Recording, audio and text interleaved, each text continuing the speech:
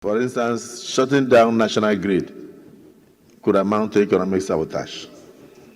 Stopping children from taking WAEC means that you have set those children back by 1 year. So there are so many things involved in what is going on. So my personal opinion would be that we thank them for agreeing to go back to the negotiation table.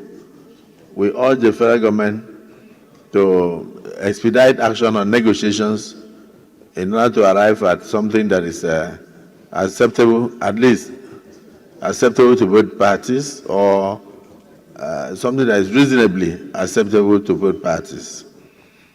And then immediately thereafter, since the last minimum wage has expired, as an act of parliament, they should immediately send us an executive bill for us to commence work. It is when we are doing our work with the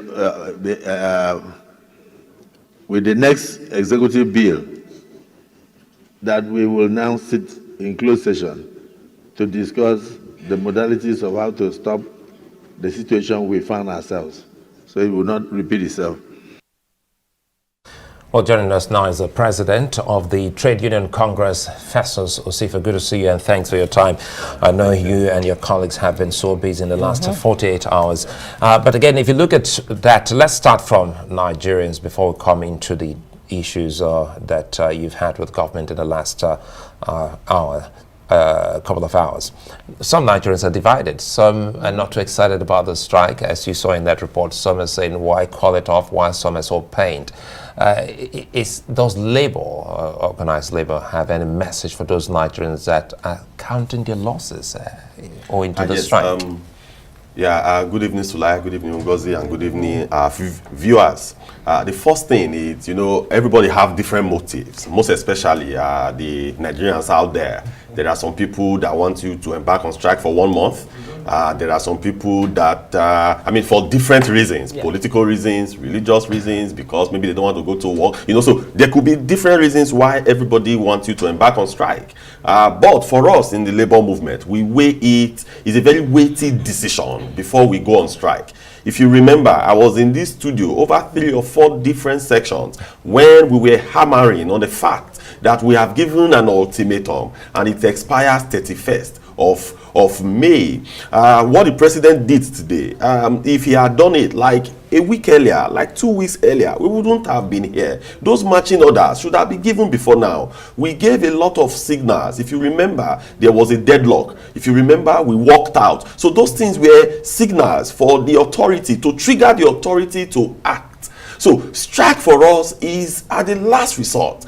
And the meeting we had last week Friday, we told government, we told the government representative that we are ready to sit here and wait till midnight until they come up with an improved mandate, because we knew clearly that when we leave that meeting without anything, without an improved position, it's going to lead to an industrial action. So we waited.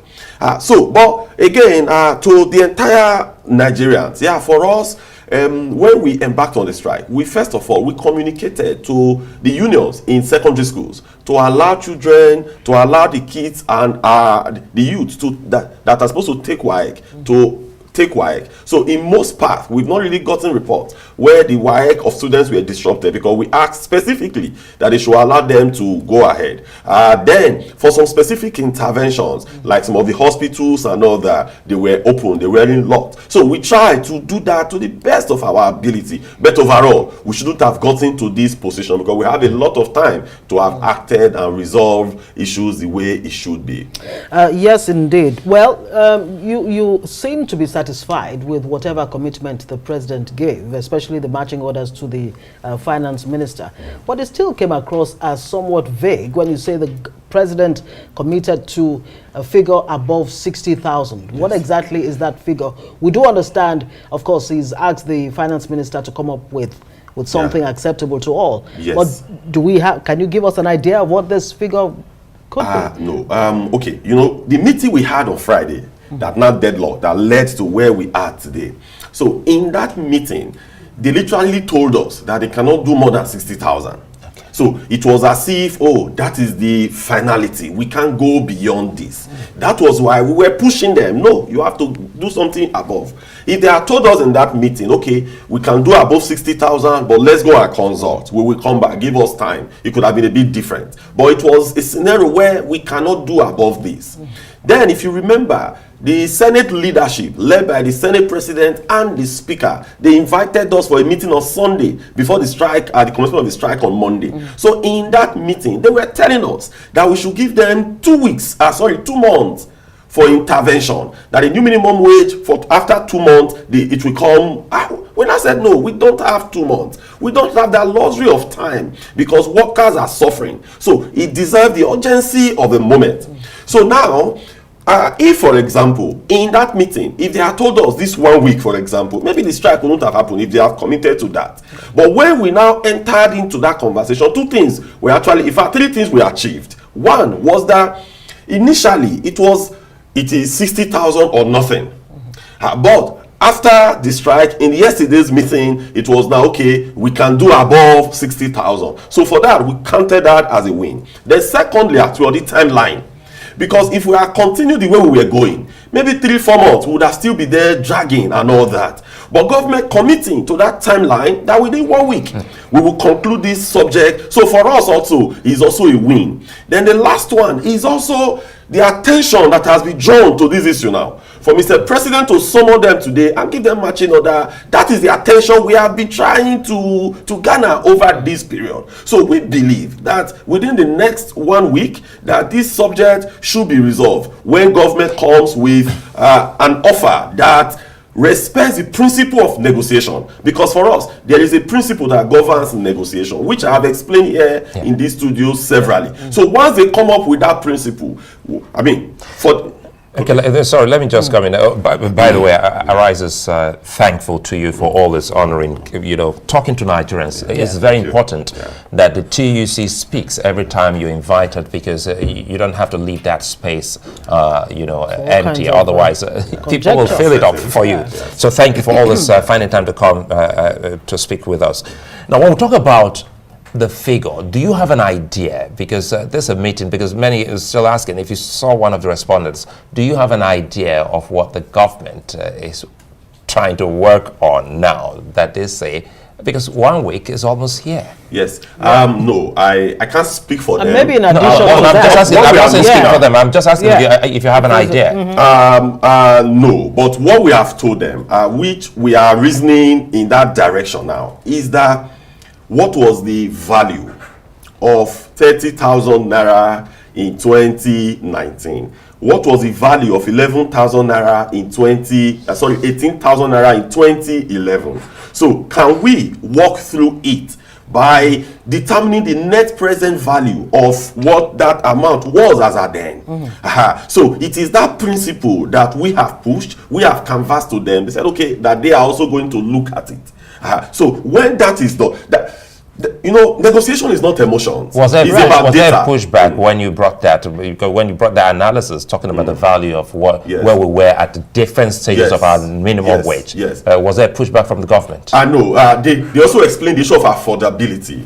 They also brought the issue of affordability. But we told them that yes, we understand that as well. But it's also the function of government to cut a lot of wastages. Right. It's the function of government to look at areas you could cut in order to make the life of your workers better for it. So we've had that argument. They said, okay, they will go back, they will look at it, they will consider all these when they are making their final offer on this subject. So we are expecting them that when they come and make that final offer, it will reflect this principle. We'll be giving them expo. I think your station will be giving them expo over the weeks, because we're trying to be telling them this net present value. We'll be telling them, the adjustment for inflation over time. We'll be giving that, but it's unfortunate that now, speaking of inflation, I mean, some stakeholders would say no matter how much government pays the Nigerian worker, inflation will continue to eat, whatever the value of that currency is. That what organized labor should be fighting for is to strengthen the naira. What are the more sustainable strategies, policies that need to be put in place to ensure that the naira is strengthened, so that if you earned 20,000 naira, for example, it has value? Yes. Again, we've also been saying that it is not a matter of volume What is a matter of value? Right. Because today you could agree a new minimum wage of 400,000 naira. Then by next month, inflation catches it up, devaluation, the money becomes, very infinitesimal. Just don't say toilet paper. Yes. So what we do, no, infinitesimal. So Right. what we do normally in those conversations we have with them on the minimum wage committee is very robust.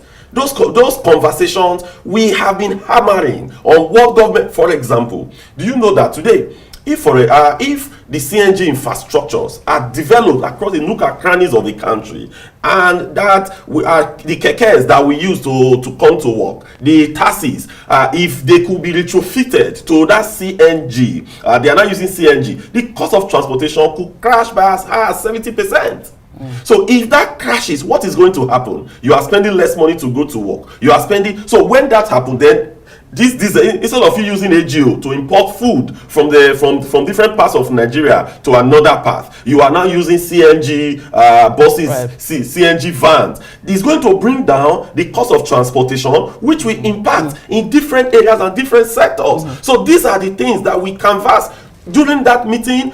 And if you also look at the agreement we signed October 2nd, that was one of the areas we canvassed, we pushed for it. That was why government included it. Right, very quickly, before we wrap, there are other demands that you made on the issue of electricity tariff, that they should reverse the so-called band categorization. Yes. What's happened Yes, to on that, those demands? And would you like to respond to the President of the Senate when he says it's economic sabotage when you shut down the national grid? First on the demand. What was the first question? The other demands Okay, that you made. Yes, electricity tariff. We've not been engaged on that. So the fixation has been on the minimum wage. Okay. But now that we've cleared that hurdle, we are going to engage them on the issues on electricity tariff, because we've never been engaged since we gave that ultimatum on that as well, May 1st. There have not been any engagement. So let us sit down, let them come and tell us, why did you do this? How did we get to this point? Let's look at what the numbers are. Where we are today, is there any economics that is even supporting it? Is it the price it is today that it ought to be? Can't we take it further down? So those conversations, we are going to have them in the next few days. Right. Yeah, for Senate President, for us, we've had a lot of engagement. I mean, during that encounter, what we told them is that the nation should be involved when issues like these are coming. We shouldn't wait until a day before an industrial action before we get into this. We shouldn't look at the action that has happened, because strike in any part of the world always brings in some economic losses. Nobody should dispel that. Even when it could be a security threat to the nation. I mean, shutting down the. We are talking about grid today. How many times has the grid collapsed in the last years?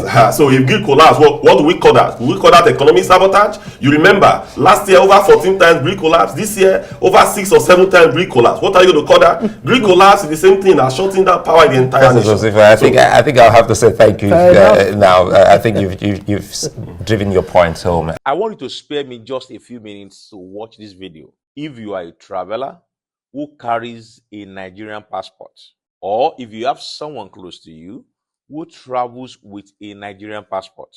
I had a very traumatic experience at Cairo International Airport recently on April 30, 2024, and I need to share this with you. I'm Reverend Dr. Israel Christlery, the senior pastor of Shepherd Baptist Church, Obanikoro, Lagos, Nigeria, the CEO of Oasis of Faith Intercontinental Limited, that is a private Christian pilgrimage company, and the president of Christian Tourism Practitioners Association of Nigeria. I left Lagos for Amman through Egypt Airlines with a group of 28 pilgrims, and we had a stopover for 4 hours in Cairo before we boarded the second leg from Cairo to Amman. I took all my pilgrims to our connecting gate, H2, around 9 p.m. And having said to 26 of them there, myself and another woman who were on the trip, who are flying business class, left for the business class lounge. We were in that lounge until 1 hour before our next flight. When I told her to let us go back to the gate, since I saw the notification that the gate of our connecting flight was open. When we arrived, I saw the pilgrims seated and not going through the gate security checks. I asked them why, and they replied that they tried to, but were asked to go back and sit down and allow others to go through the check first. I then went to the counter and asked a young man I saw there if they were not attending to among passengers yet. And he confirmed that they were already doing that. So I told all the pilgrims to rise up and let us go through the gate formalities to board our next flight. As we lined up to go through the formalities, I saw some policemen and some airport staff discussing, talking together. I wondered what they were talking about. And initially, I thought it was about our documentation or visas that they wanted to confirm. After a little time, I was told to step aside and allow others to go through the security check. At that time, I knew we could do our own security check easily. That means myself and the other woman. So I told her to wait for me while others can go through their security check. Some policemen then asked me to follow them to their office. At this time, I still assumed it had to do with our documentation. So I brought all the documents relating to our trip and asked the woman to wait until I returned to the gate. They then took me to the office of the head of the police of the airport, and 3 police officers entered with me while about 12 others were outside looking at us through the door, which was left open. Then the chief police officer asked me if I knew what offense I had committed. I wondered what the offense was and replied I had not committed any offense. Then they brought a man in as an interpreter who told me in English language that a lady had just accused me of sexual assault and the punishment was jail and I should be ready to go to jail. My first comments were, who, where, when, and how? Then they pointed to a lady who decided to hide her face behind another lady.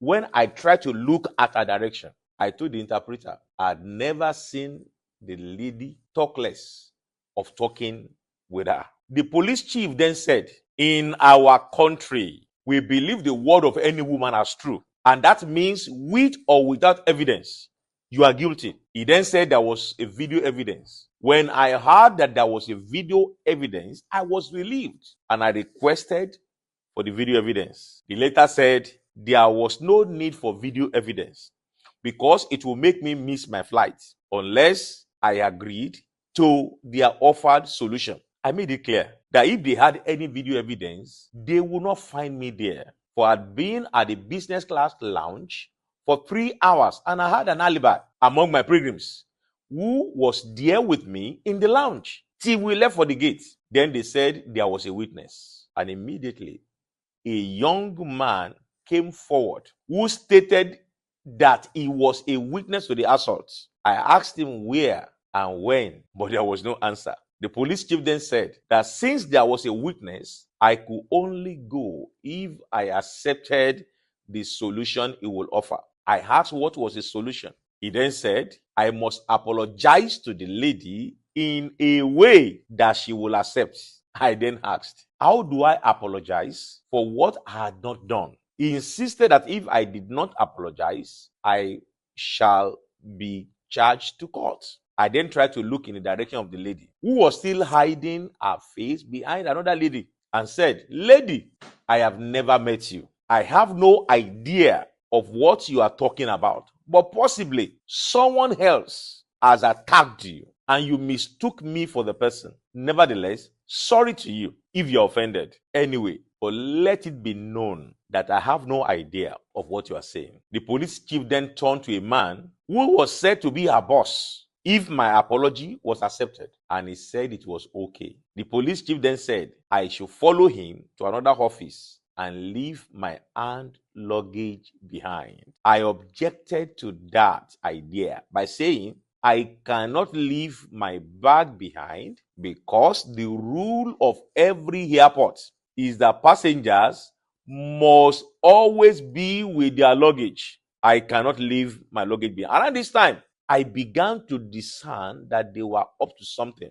They were trying to look for every means to set me up. When we got to the other office, I was asked to wait outside. When the police chief and other officers entered, at this time, I told myself that if these people succeeded, there was no way to free myself. I was totally isolated from my pilgrims, who were supposed to be boarding the next flight.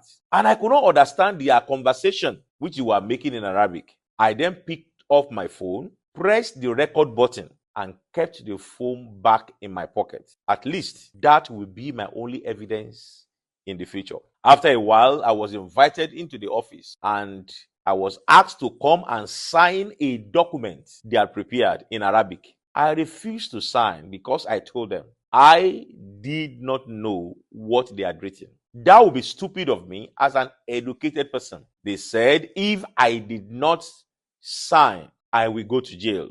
They said it does not matter, that what they actually wrote was just a settlement.